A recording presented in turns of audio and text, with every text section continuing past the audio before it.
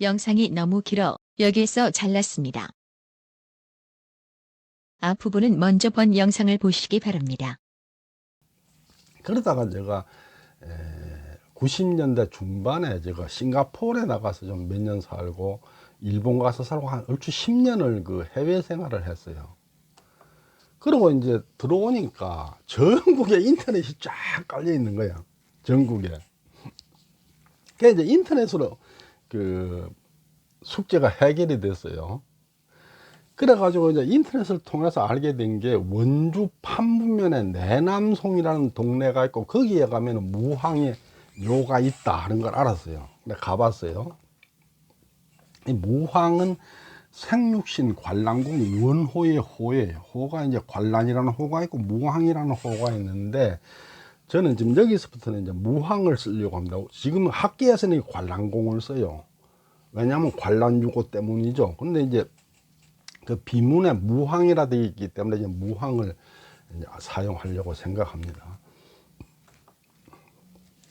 이게 강원도 원주시 판문면 서곡리 내남송에 있는 생육신 원호의 묘소예요. 여기 제가 2000년대 초반에 갔어요. 가서 봤는데 이 묘비 갖고 실제 묘비문에 보면은 묘비가 그렇게 적혀 있어요.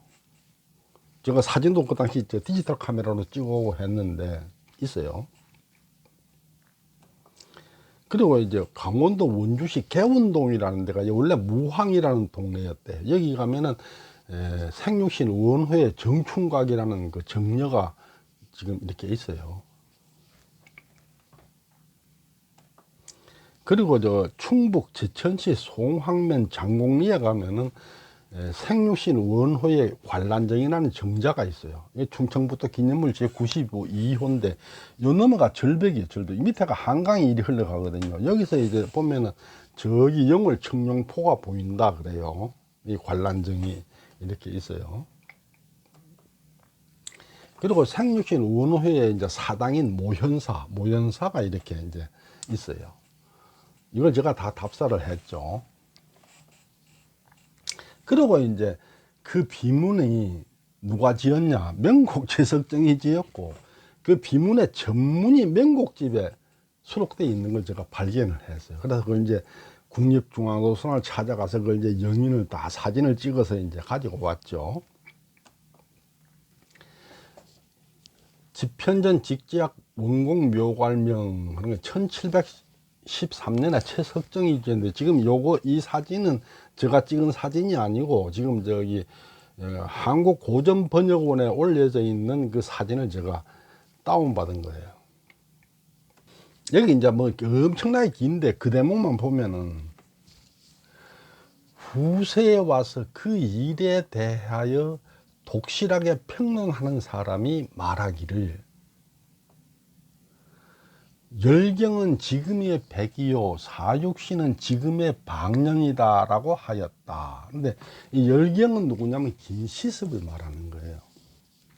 이 방년 누구냐면 방효유인데 이 방효유가 누구냐면 중국 명나라에서 정난지변이라 해가지고 1399년에서 1402년까지 중국 그 명나라 명태조 주원장이 죽고 손자가 그 문제로 즉위를 했어요. 그런데 그 삼촌인 그 년왕 주체 이 사람이 이제 반란을 일으켜갖고 조카까지 다 몰아내고 다 쫓아내고 영락제로 등극을 했죠.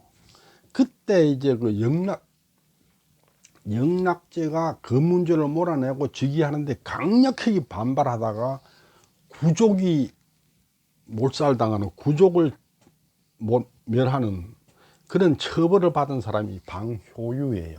그러니까 1499년에서 1400년에 났고 그러니까 사육신 사건이 1456년에 났으니까 사육신 사건보다 한 50년 먼저 났고 우리나라 사육신하고 아주 비슷한 사람이죠.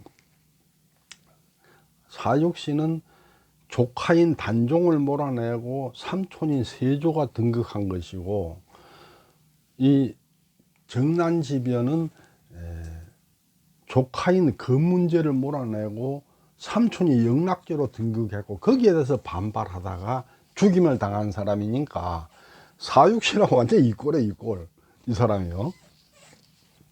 그래서 사육씨는 지금의 방년이다.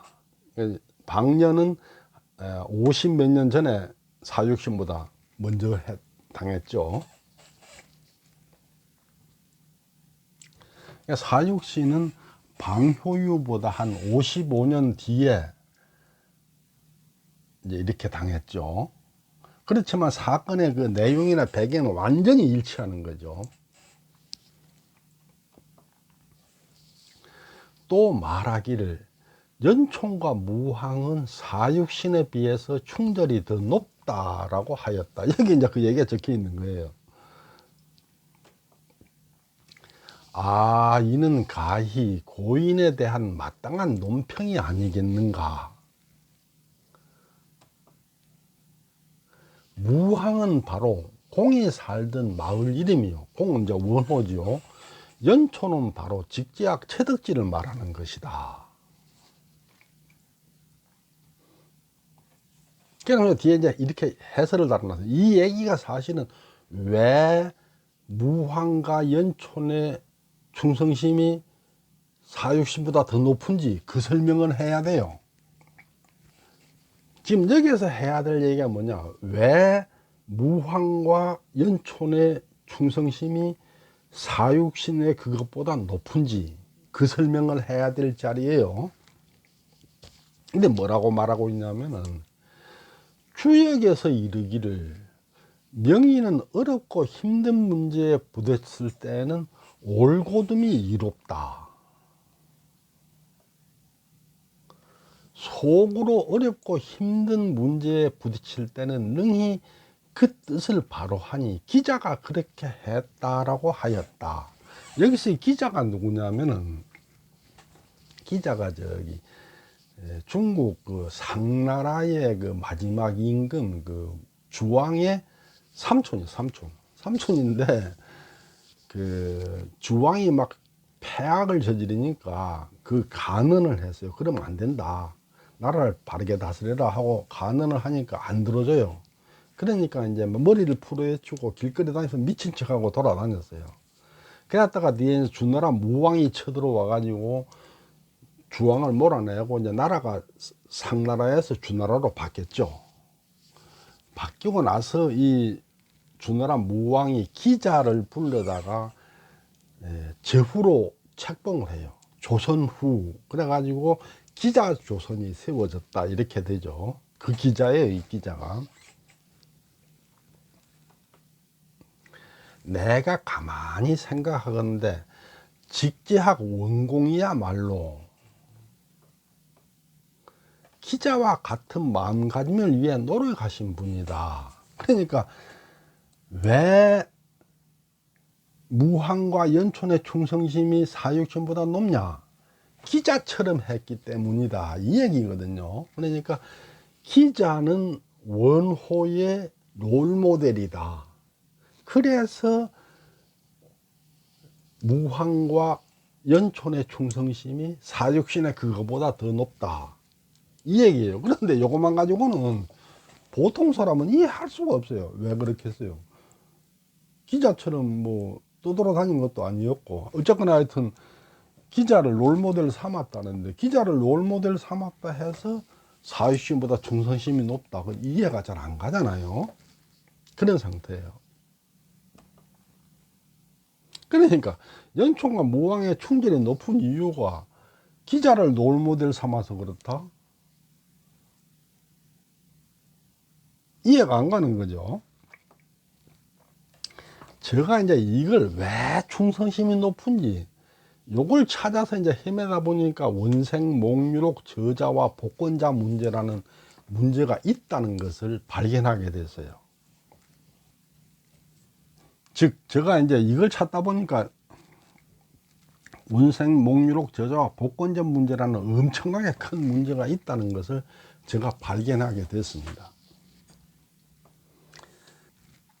이렇게 해서 제가 이제 그 한국 문학사의 그 원생목유록 저자와 복권자 문제라는 엄청난 큰 문제가 있고 거기에 연천공이 한복판에 딱 서 계시다는 걸 제가 발견하게 됐어요. 그 얘기를 이제 앞으로 이제 11번 설명을 드릴 것인데 그 중에 이제 2번, 다음번하고 다다음번에는 그 학계에서는 이 문제를 어떻게 보고 있는지 거기에 대해서 한번 살펴보도록 하겠습니다. 경청해 주셔서 감사합니다.